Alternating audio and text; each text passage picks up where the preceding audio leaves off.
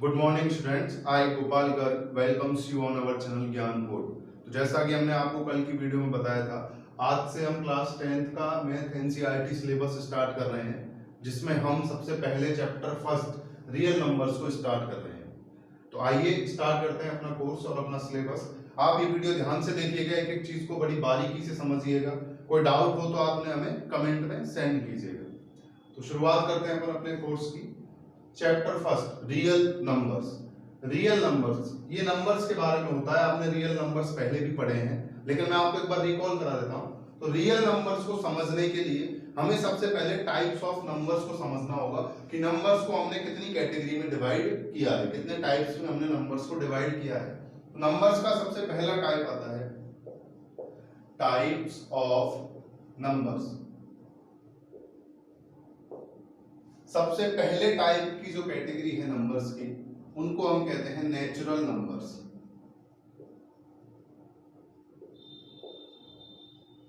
Natural numbers आप सबको पता है, हम काउंटिंग जो करते हैं हमारे, वो नेचुरल नंबर्स होते हैं। यानी नंबर 1 से लेकर इनफाइनाइट तक जो नंबर्स आते हैं वो आपके नेचुरल नंबर्स होते हैं। 1 2 3 4 ऐसे हम आगे चलते जाएं, काउंटिंग करते जाएं, वो सब नेचुरल नंबर्स में आते हैं। तो ये नंबर 1 से स्टार्ट होते हैं, 2 3 4, ये आपके होते हैं नेचुरल नंबर्स। इन नंबर्स को हम n से डिनोट करते हैं, कैपिटल N से। सेकंड टाइप के नंबर आपके आ जाते हैं होल नंबर।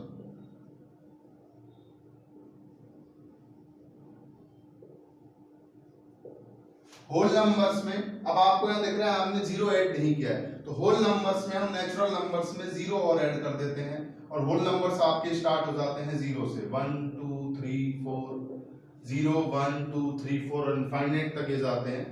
होल नंबर्स को हम रिप्रेजेंट करते हैं कैपिटल W से। उसके बाद थर्ड टाइप के आपके नंबर आते हैं इंटीजर्स। इंटीजर्स में हम नेगेटिव नंबर्स को, जीरो और पॉजिटिव नंबर्स को इंक्लूड करते हैं। तो आपके सबसे पहले हम बीच में जीरो लिख देते हैं, जीरो के राइट साइड में हम पॉजिटिव नंबर्स को लिखते हैं, और लेफ्ट में हम नेगेटिव नंबर्स को लिखते हैं। ये आपके हो जाते हैं इंटीजर्स। जीरो के राइट में हम इनको पॉजिटिव इंटीजर्स कहते हैं, जो हमारे पॉजिटिव नंबर्स हैं। जीरो के लेफ्ट में जो नेगेटिव नंबर्स लिखे होते हैं उन्हें हम नेगेटिव इंटीजर्स कहते हैं। ये आपके नेगेटिव इंटीजर्स हैं, और ये आपके पॉजिटिव इंटीजर्स हैं। इंटीजर्स को हम कैपिटल Z से डिनोट करते हैं। उसके बाद फोर्थ टाइप के नंबर आ जाते हैं rational numbers.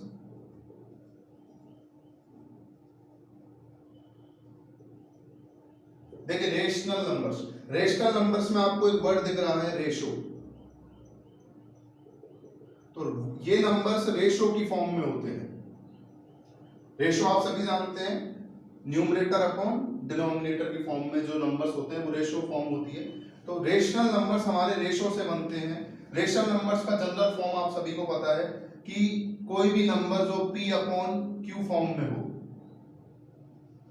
p upon q form में हो। ये p और q क्या है? p और q यहाँ इंटीजर्स से बिलोंग करते हैं। p और q आपके होने चाहिए इंटीजर्स होने चाहिए, p और q। जैसे आपने -3 ले लिया p की वैल्यू, और q की वैल्यू आपने 2 ले ली, ये एक आपका रेशनल नंबर बन जाता है। लेकिन यहाँ एक कंडीशन है कि q आपका जीरो नहीं होना चाहिए। q आपका जीरो नहीं होना चाहिए, यानी अगर मैं p की कोई वैल्यू ले लेता हूँ 4 और अपॉन में q अगर जीरो ले लेता हूँ, तो ये एक रेशनल नंबर नहीं है। तो जनरल फॉर्म क्या हो जाती है रेशनल नंबर्स की? ये p अपॉन q फॉर्म में होते हैं, where p and q are integer. यहां p और q आपके इंटीजर्स होते हैं, यानी यहां से बिलोंग करते हैं, कोई सा भी आप नंबर उठा सकते हैं, लेकिन q आपका जीरो नहीं होना चाहिए। q should not be equal to zero. ये आपकी फॉर्म हो जाती है रेशनल नंबर्स की फॉर्म हो जाती है। उसके बाद फिफ्थ टाइप के नंबर आते हैं आपके इर्रेशनल नंबर्स।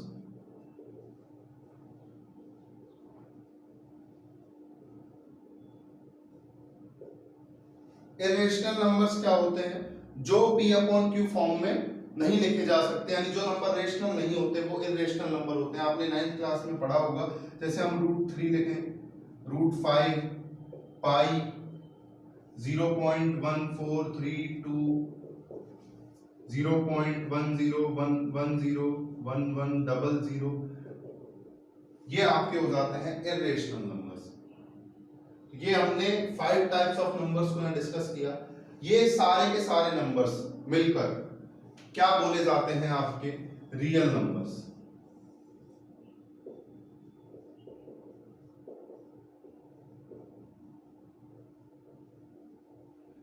या हम क्या कह सकते हैं, देखिए अगर आप होल नंबर्स को देखें तो होल नंबर्स में ये 0 है, उसके बाद ये सारे n हो जाते हैं।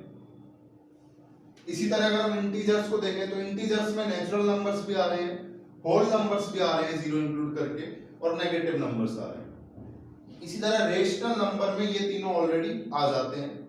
तो हम जनरल वे में क्या कह देते हैं कि जो रियल नंबर्स हमारे होते हैं उनमें हम रेशनल और इरेशनल नंबर्स को इंक्लूड करते हैं। रेशनल और इरेशनल नंबर्स मिलकर हमारे रियल नंबर्स बनाते हैं। तो ये हमारा रियल नंबर्स का इंट्रोडक्शन हो गया। अब आप जनरली देखेंगे तो इन सभी रियल नंबर्स में एक्चुअल में सारे इंटीजर्स ही आ रहे हैं। तो हम इस चैप्टर में जो डिस्कस करेंगे वो इन रियल नंबर्स में इनके डिवीजन की और मल्टीप्लिकेशन की दो थ्योरम्स हैं, उनके बेस पर हम कोई एप्लीकेशंस इनके डिस्कस करेंगे। तो आइए स्टार्ट करते हैं अपन अपना चैप्टर का। जो सबसे पहली थ्योरम है आपकी,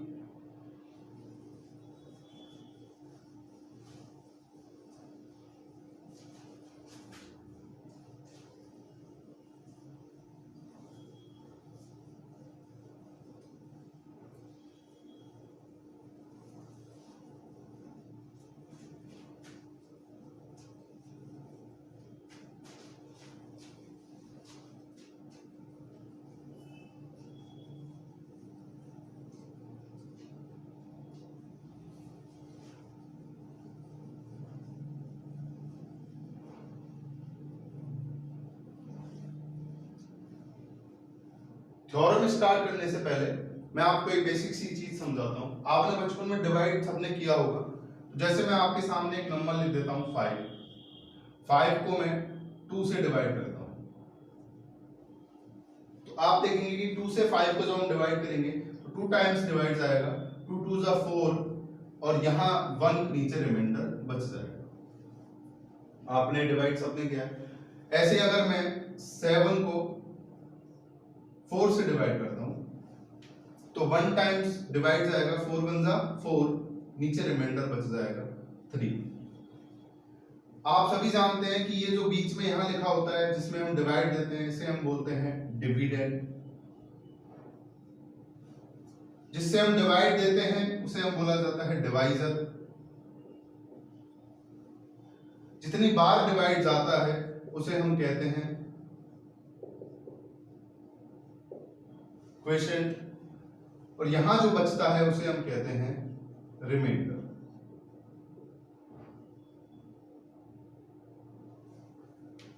आपने बचपन में सीखा होगा कि जो आपका डिविडेंड होता है, डिविडेंड मतलब आपका 7, वो आपके इक्वल हो जाता है डिवाइजर इनटू क्वोशिएंट। डिवाइजर आपका है 4 इंटू क्वोशिएंट है आपका 1 प्लस रिमाइंडर। रिमाइंडर को हम आर से भी डिनोट कर देते हैं, प्लस 3। अगर आप इसको सॉल्व करके देखेंगे, देखिए 4 1 जा 4 plus 3 equal to 7, 7 equal to 7। ऐसे हम इस वाले डिवीजन में देखें, यहां डिविडेंड आपका 5 है, डिवाइजर आपका 2 है, ये वाला 2 आपका क्वोशिएंट है, और ये 1 आपका रिमाइंडर है। तो यहां आप अगर ये फॉर्मूला अप्लाई करके देखें तो सबसे पहले हम इधर राइट साइड अप्लाई करके देखते हैं। डिवीजर आपका 2 है इनटू क्वोशिएंट आपका 2 प्लस रिमाइंडर आपका यहाँ 1 है। सो सॉल्व करते हैं। 2 2 जा 4, 4 प्लस 1, इसकी वैल्यू इक्वल आती है 5 के। और आप देखेंगे कि डिविडेंड भी यहाँ कितना है, 5। ये डिवीजन इस तरह आपने बचपन में सबने सीखा है। तो यही आपका यूक्लिड्स डिवीजन लेमा कहलाता है, जो इस चैप्टर की सबसे पहली थ्योरम है।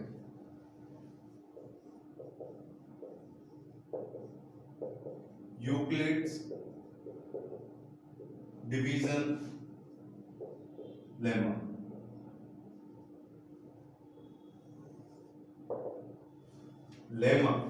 लेमा वर्ड का मतलब होता है एक ऐसा स्टेटमेंट जो ऑलरेडी प्रूव्ड हो, जिसकी यूज करके हम अदर स्टेटमेंट्स को मैथमेटिक्स में प्रूव करते हैं। एक ऑलरेडी प्रूवन स्टेटमेंट को हम लेमा कहते हैं, हम इसे थ्योरम भी कह सकते हैं।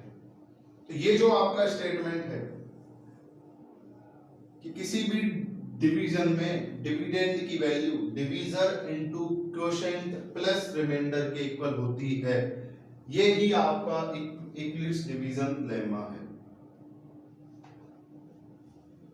देखिए और डिटेल में इसको डिस्कस करते हैं थोड़ा।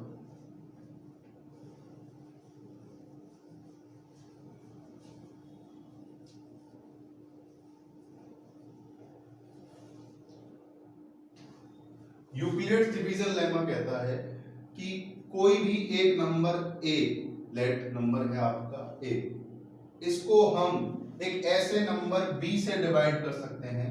ये आपका एक नंबर है a, इसको हम एक दूसरे नंबर या b से डिवाइड कर सकते हैं। ये दोनों इंटीजर होते हैं, a और b आपके इंटीजर होते हैं। कि डिवाइड q टाइम्स जाएगा और रिमाइंडर r बचेगा।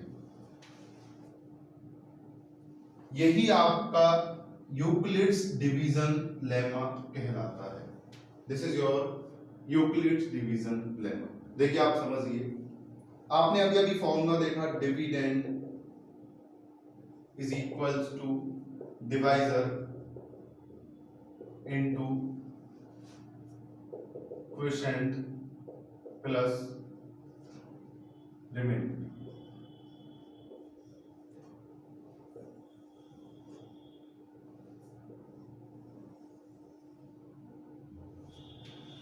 आप यहां समझेंगे कि डिविडेंड जो है वो हमने a ले लिया, हम इसको b से डिवाइड कर रहे हैं, तो डिवाइजर आपका b हो गया। तो अगर हम किसी डिविडेंड को किसी एक इंटीजर b से डिवाइड करें, तो ऐसे दो इंटीजर q और r हमेशा रहते हैं कि a की वैल्यू जो है वो b into q plus r के इक्वल हो जाए। हम एक इंटीजर a को एक दूसरे इंटीजर b से डिवाइड करें। आप देखिए, आप कोई सा भी नंबर ले लीजिए, जैसे मैं आपके सामने 3 2 7 में 4 का डिवाइड करता हूं। तो सबसे पहले डिवाइड 8 टाइम्स आएगा, 4 8 जा 32, यहां 0 हो जाएगा, ऊपर से 7 आ जाएगा, 4 1 जा 4 आ जाएगा, और यहां नीचे आपका रिमाइंडर 3 बच जाएगा। अब किसी भी इंटीजर में किसी भी नंबर का डिवाइड दे लीजिए, आपको हमेशा दो वैल्यूज मिलेंगी ही मिलेंगी। इसी बात को यहाँ यूक्लिड डिवीजन लेमा के फॉर्म में बोल दिया जाता है कि आप किसी भी एक इंटीजर a में किसी दूसरे इंटीजर b का डिवाइड दीजिए, तो आपको ऐसे दो इंटीजर q और r मिल जाएंगे कि आप ये फॉर्मूला उसमें अप्लाई कर सकें, यानी a इक्वल टू आपका b into Q plus r हो सके। अच्छा, एक चीज समझिए, हमने यहाँ पर इस 7 को रिमाइंडर नहीं छोड़ा। क्यों नहीं छोड़ा? क्योंकि 7 4 से लार्जर है, 4 से बड़ा है, इसलिए हमने 4 का डिवाइड वापस 7 में दे दिया। लेकिन हम यहाँ 3 में 4 का डिवाइड नहीं दे रहे हैं, क्योंकि 3 जो है वो 4 से छोटा है। ऐसे ही आप यहाँ देखिए, 2 का डिवाइड हमने 1 में नहीं दिया, क्योंकि 1 जो है वो 2 से छोटा है। तो रिमाइंडर की जो वैल्यू है ये आपका रिमाइंडर है 1। ऐसे यहाँ देखिए 3 4 से छोटा है, तो रिमाइंडर जो है वो आपके डिवाइजर से कैसा होता है? हमेशा कम होता है। यानी रिमाइंडर r आपके डिवाइजर b से कैसा होना चाहिए? लेस देन होना चाहिए। r आपका less than equal to less than b और ग्रेटर देन 0 होना चाहिए। ये आपकी यूक्लिड्स डिवीजन लेमा बोली जाती है।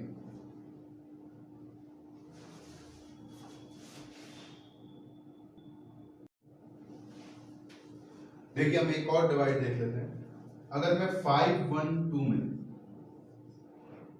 8 से डिवाइड करूं, 8 6 48,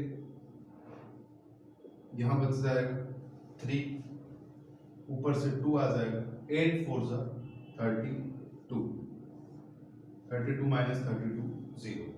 यहां आप एक चीज देख पा रहे हैं कि रिमाइंडर कितना आ गया आपका 0। तो रिमाइंडर की वैल्यू 0 से इक्वल हो सकती है, 0 से लार्जर होती है और b से स्मॉलर। b आपका यहाँ कितना है 8, r की वैल्यू 8 से स्मॉलर होनी चाहिए। ये आपका कंप्लीट डिवाइड हो गया है, यानी 5 1 2 आपका यहाँ 8 से कंप्लीटली क्या हो सकता है, डिवाइड हो सकता है। तो यहाँ आपको एक बात समझ आई कि r की जो वैल्यू है वो आपके डिवीजर से कम होनी चाहिए और 0 या 0 से बड़ी होनी चाहिए। अब हम यूक्लिड डिवीजन लेमा का इस बेस पर स्टेटमेंट देखते हैं। तो यूक्लिड डिवीजन लेमा का स्टेटमेंट क्या है, for any given integers a and b, आपको दो इंटीजर दिए जाएं a और b। जैसे मैंने यहां a की वैल्यू आपकी 5 1 2 ले ली और b की वैल्यू 8 ले ली। Then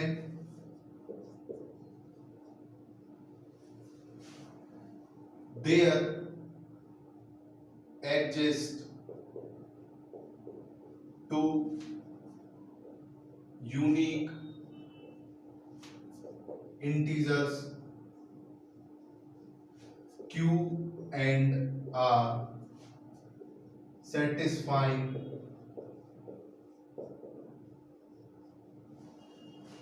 a is equal to b into q plus r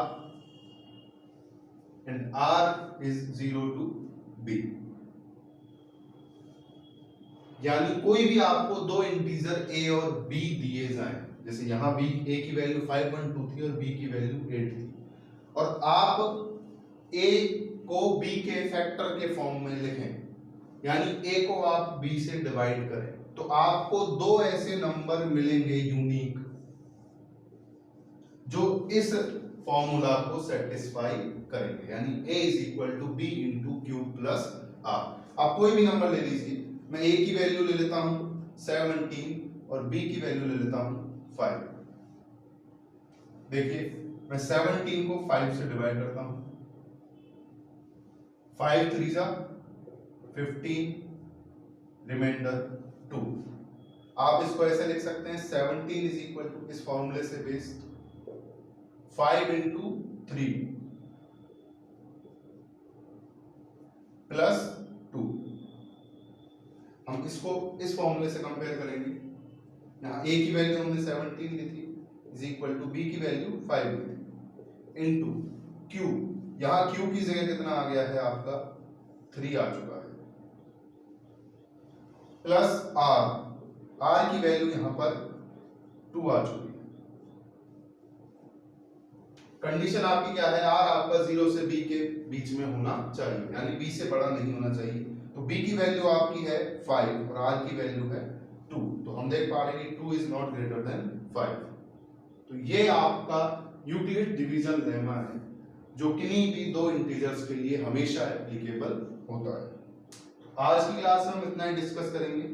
ये हम ऑलरेडी काफी सालों से पढ़ते आ रहे हैं, बस यूक्लिड ने इसको एक डिवीजन लेमा बनाकर लिख दिया। लेमा एक आपका ऑलरेडी प्रूवन स्टेटमेंट होता है, लेमा एक क्या होता है, ऑलरेडी प्रूवन स्टेटमेंट।